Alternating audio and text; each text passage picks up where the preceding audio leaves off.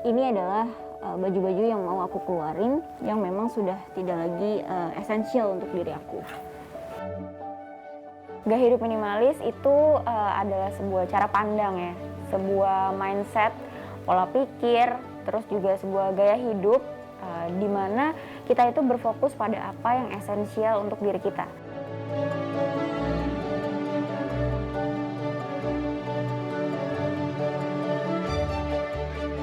Hidup jadi minimalis adalah hidup dengan penuh berkesadaran. Ketika kita sadar untuk melakukan apapun yang ada di hidup kita, melakukan apapun dalam keseharian kita, itu akan membuat kita lebih mudah untuk merasa bersyukur, mengucapkan syukur, dan juga untuk merasa lebih bahagia.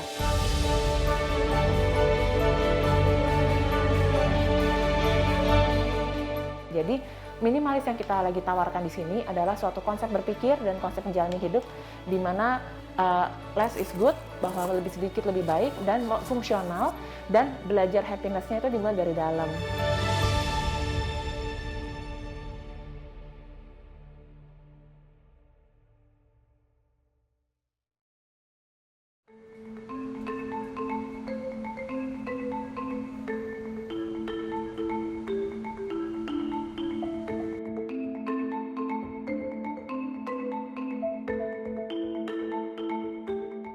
Jadi menariknya gaya hidup minimalis ini sebenarnya adalah kekayaan budaya Asia ya. It's coming from Eastern philosophy, bahwa hidup itu sebenarnya kan di dunia ini impermanen ya, hidup ini sementara di dunia ini. Jadi kita perlu lebih fokus sama lebih mengenal diri, connect sama alam, connect sama Tuhan. Jadi barang-barang itu tuh hanya sementara dan hanya membantu hidup kita fungsional sekali. Jadi gaya hidup minimalis ini menarik karena segala hal tentang perilaku emosi manusia itu kita harus merujuk pada definisinya. Dan tiap tokoh akan punya definisi yang berbeda. Nah, kalau yang saya pakai gaya hidup minimalis ini berarti adalah suatu pilihan ya. Jadi bukan buat orang-orang yang di bawah garis kemiskinan, mereka tidak punya pilihan. Tapi gaya hidup minimalis adalah pilihan yang dipilih dengan sadar dan sengaja oleh orang-orang yang hidupnya bisa maksimalis, hidupnya bisa lebih berfoya-foya, tapi dia memilih untuk jadi minimalis. Kita juga memilih hidup minimalis dimulai dari yaitu mindset. Mindset minimalis adalah saya hanya punya barang yang saya pakai, terus secukupnya gitu.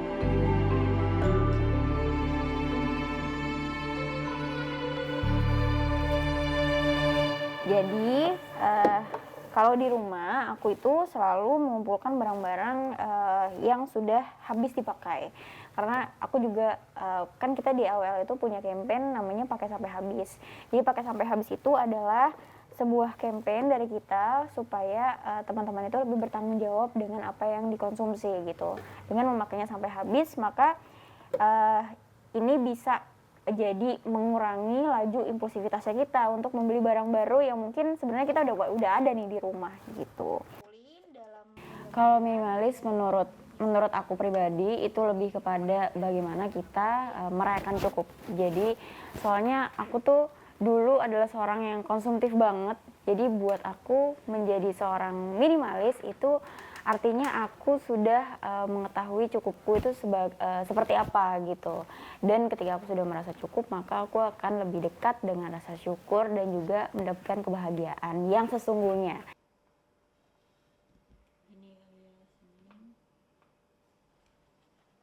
Dan minimalism juga bisa diartikan sebagai less is more ya. Mungkin udah pernah mendengar frasa ini ya, less is more gitu ya. Bagaimana kita hidup less access gitu ya, dengan less access gitu untuk mendapatkan untuk mendapatkan kebahagiaan yang lebih, kebebasan yang lebih, ketenangan yang lebih, atau juga rasa syukur yang lebih dengan apa yang kita miliki gitu dan apa yang akan kita konsumsi sehari-hari.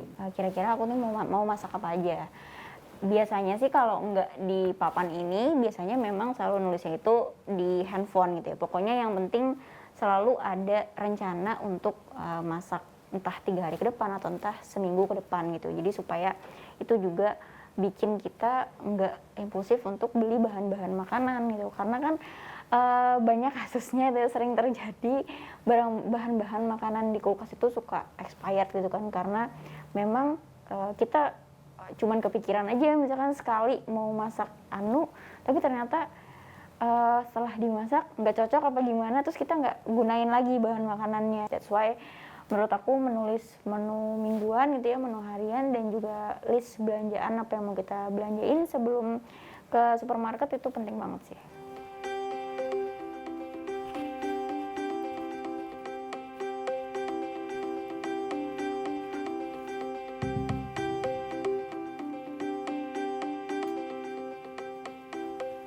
Jadi kalau untuk pakaian aku juga hanya membatasi sedikit aja sih, sebenarnya nggak ada batasan jumlahnya berapa. Yang penting apa yang ada di dalam lemariku ini cukup untuk aku gitu. Dan ini adalah baju-baju yang mau aku keluarin, yang memang sudah tidak lagi esensial untuk diri aku. Jadi aku cukup dengan baju sebanyak ini aja sih, karena kan kita juga banyak banyak di rumah aja ya. Terus aku cari tahu gitu loh, sebenarnya ada nggak sih kegiatan beberes, kaitannya gitu ya, beberes sama mental health gitu. Ternyata ada. Dan yang aku lakukan tuh bukan sekedar beberes, tapi ada namanya decluttering. Jadi kalau beberes itu kita hanya mengkategorikan barang-barang sesuai kategorinya, kita rapihin aja. Tapi kalau decluttering itu ada proses kita memilah, ada proses kita mengeliminasi barang yang kita punya. Itu namanya decluttering. Jadi berbeda ya, karena decluttering itu udah pasti melibatkan emosi, melibatkan sentimental gitu kan, karena kita ada proses memilah dan mengeliminasi tadi.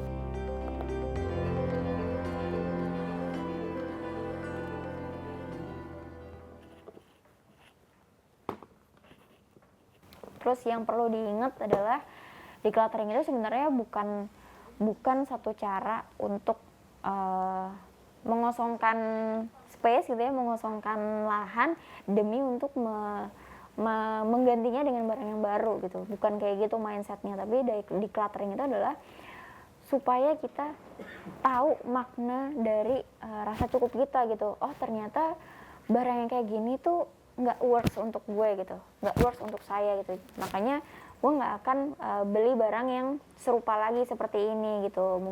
Mungkin stylenya kurang cocok sama aku apa gimana. Jadi decluttering ya bukan jadi satu cara untuk menimbun lagi barang yang udah kosong tadi lahannya gitu. Jadi decluttering juga bisa diterapkan untuk mainan anakku. Nah karena lahan di rumah juga sedikit, kami menerapkan rules di mana anakku itu cuma bisa punya mainan ya satu box ini aja sampai dia mungkin umur 2-3 tahunan lah ya, karena pertama tidak ada tempat penyimpanan, dan itu juga bisa membuat aku dan suamiku itu lebih aware dalam membeli mainan untuk dia gitu loh. Mainan yang untuk dia udah harus kita pilih gitu loh, yang memang pasti sesuai sama usianya dan memang dia suka gitu. Ini beberapa mainan-mainan yang harus aku let go karena memang sudah nggak dia mainin lagi gitu. Terus juga udah nggak sesuai sama usianya lagi. Nah ini juga udah mau kita ambil. Paling ini yang biasa dia mainin.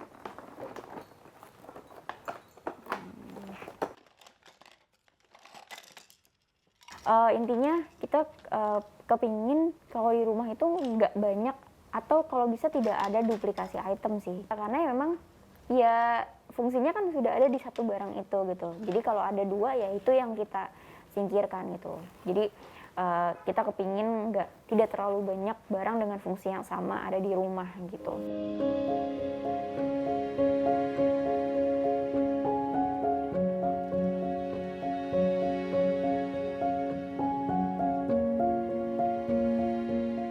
Minimalisme itu sebuah perjalanan menurutku gitu. Setiap orang itu bisa memulai dari mana saja yang paling nyaman, yang paling mudah buat dilakukan. Nggak harus semuanya mengikuti syarat dengan standar orang lain. Kalau misalnya kita ngikutin syarat dengan standar orang lain, misalnya barang-barangnya harus seragam, terus multifungsi gitu. Terus misalnya food preparation itu kotaknya harus sama semua gitu. Atau semuanya harus di riset ulang gitu. Sebenarnya nggak kayak gitu, tapi kita bisa mulai dari hal yang paling sederhana, yang kita nggak perlu keluarin budget dulu, kita nggak perlu berpikir terlalu panjang gitu, tapi kita di situ bisa mulai menemukan kebahagiaan dan rasa cukup untuk membuat kita menjadi lebih bersyukur sebenarnya. Jadi itu poin dari belajar jadi minimalis sebenarnya. Oke, salah satu penerapan gaya hidup minimalis saya dalam sehari-hari adalah menggunakan produk-produk yang memang organik dan ramah lingkungan, dengan harapan limbahnya jadi lebih sedikit yang terbuang gitu.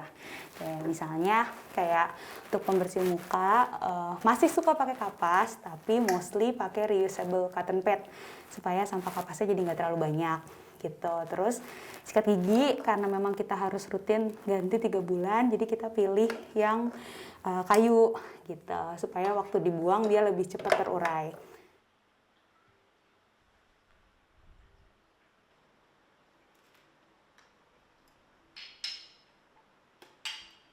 Jadi dipilah sampah juga semua barang-barang yang di rumah, walaupun memang belum sampai composting gitu ya, tapi aku pilah sampah organik anorganik. Yang anorganik ini aku rapihkan beberapa bulan, terus nanti aku tabung ke bank sampah gitu. Jadi bisa diolah lagi sama bank sampah, termasuk juga mungkin limbah minyak jelantah, karena kan kita kalau masak minyaknya bingung ya mau dikemanain gitu. Aku saring, aku simpen, nah itu aku tabung ke bank sampah. Oke, ini botol-botol kosong ini konsumsi berbulan-bulan yang memang saya kumpulkan, kayak misalnya hand sanitizer, deodoran, skincare, bekas bumbu dapur dan segala macam. Nah ini nggak langsung saya buang gitu aja ke tempat sampah, tapi ditabung di bank sampah gitu. Jadi nanti bisa didaur ulang semuanya.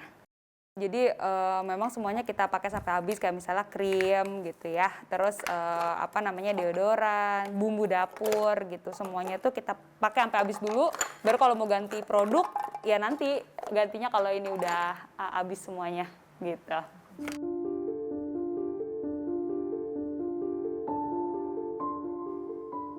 Memang minimalism itu bisa diterapkan di mana-mana gitu, termasuk di bagaimana kita berperilaku di digital gitu ya, termasuk bagaimana kita mengonsumsi media gitu. Dan media di sini kan nggak cuman soal pemberitaan aja ya, tapi juga konten-konten di sosial media. Kalau misalkan kita tidak memiliki mindset pola pikir minimalis gitu ya, kita tidak bisa memilah mana media yang mau kita percaya, mana berita yang mau kita baca dan kita sebarkan. Itu jadinya kita bakalan kemakan hoax dan juga menjadi nyebarin hoax gitu kan.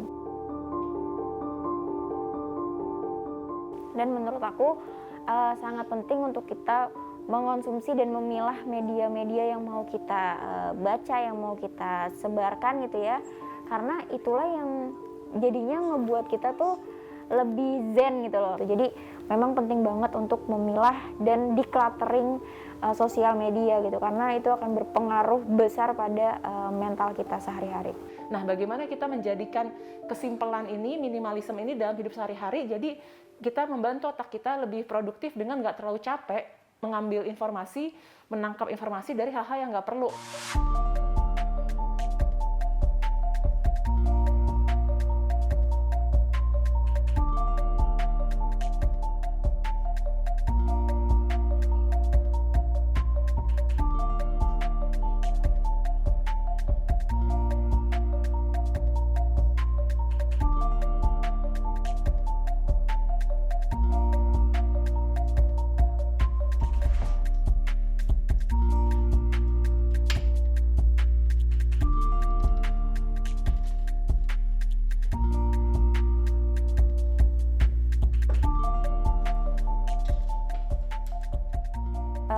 Ada di rumahku tuh ada kaca gitu ya, kaca seukuran setengah body gitu ya, setengah badan.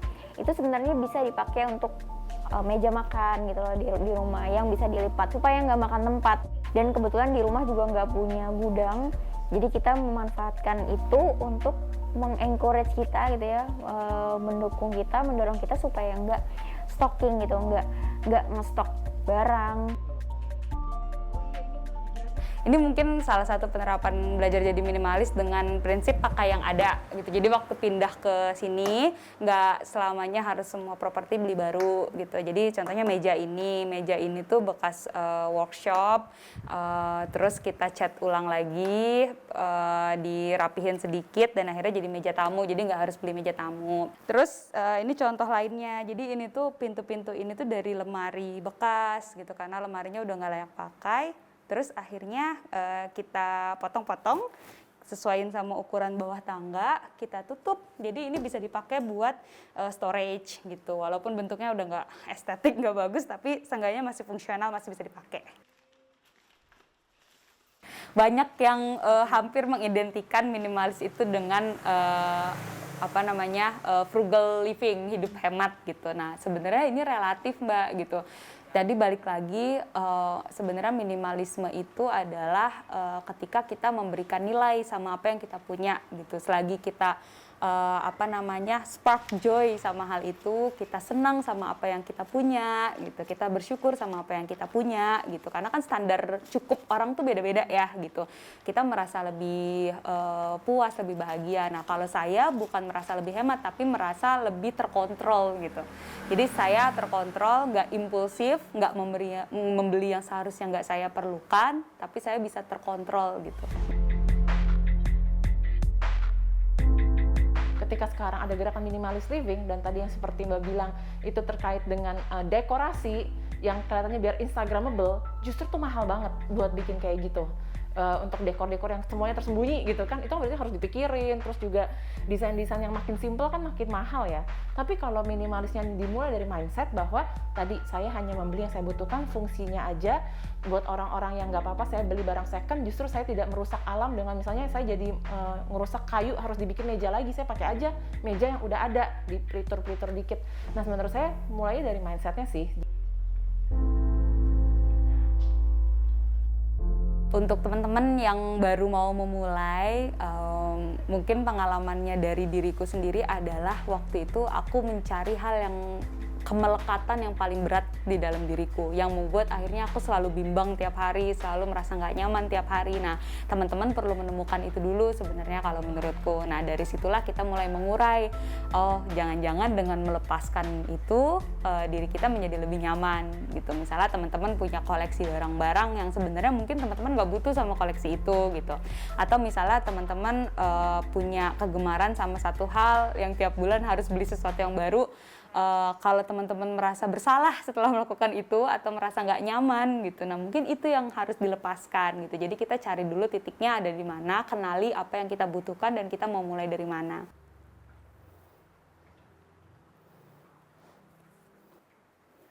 Harusnya kita jadi nggak dipusingin sama hal-hal yang kita pakai, yang kita beli gitu. Dan ternyata kalau kita lebih sedikit yang kita miliki atau kita ada usaha berkala 6 bulan sekali, setahun sekali kita recycle yang kita punya, kita kasih ke orang yang lebih membutuhkan.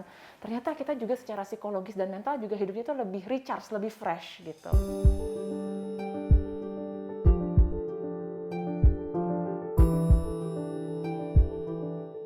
Jadi memang Life Village ini awalnya saya tujukan untuk menjadi self healing digital jurnal saya gitu, self healing jurnal digital saya. Nah, di situ saya tuangin tuh apa yang saya kerjain, bagaimana saya memaknai gaya hidup minimalis gitu. Sampai akhirnya ternyata banyak banget orang-orang di luar dari akun itu gitu ya yang datang nih ke akun Life Village gitu loh. Terus mereka juga sharing bahwa mereka mendapatkan problem dan juga punya experience yang sama dengan yang saya alami gitu. Terus juga mereka mulai memaknai gaya hidup minimalis juga gitu. Saya kepingin nggak cuma saya yang rasain manfaatnya, jadi orang-orang juga bisa merasakan manfaatnya dan bisa menjadi wadah diskusi untuk orang-orang yang mungkin punya experience dan punya pemahaman yang sama dengan kami gitu dalam memahami gaya hidup minimalis. Makanya saya akhirnya menjadikan itu sebagai sebuah komunitas gitu. Tahun 2019.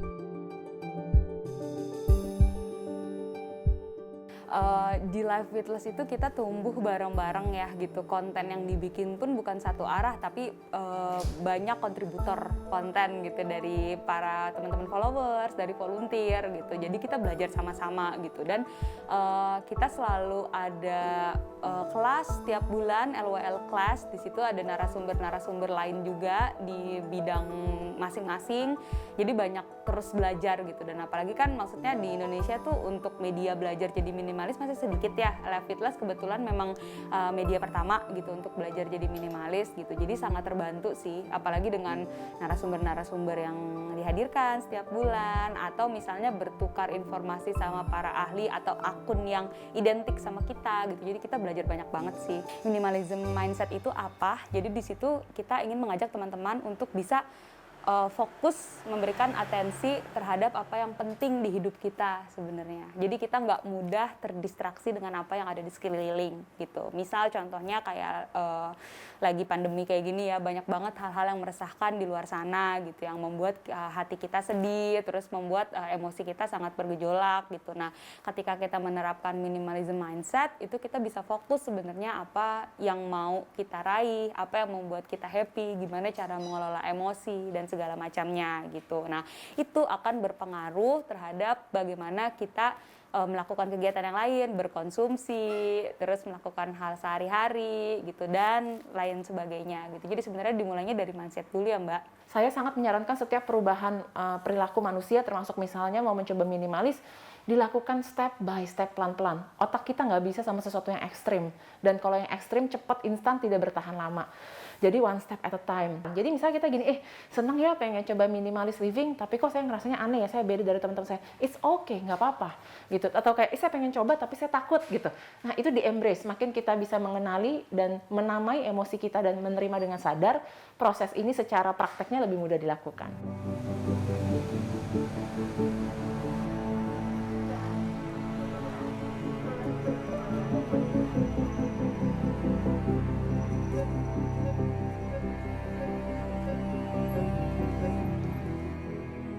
Nah, salah satu yang saya bisa ceritakan di sini, kalau misalnya kita mulai berlatih mindset minimalis ini, kita bisa lebih mudah mendapatkan bahagia dengan cara simpel gitu. Jadi siapa yang mau bahagia dengan cara simpel tanpa perlu ribet, yuk kita coba gaya hidup minimalis.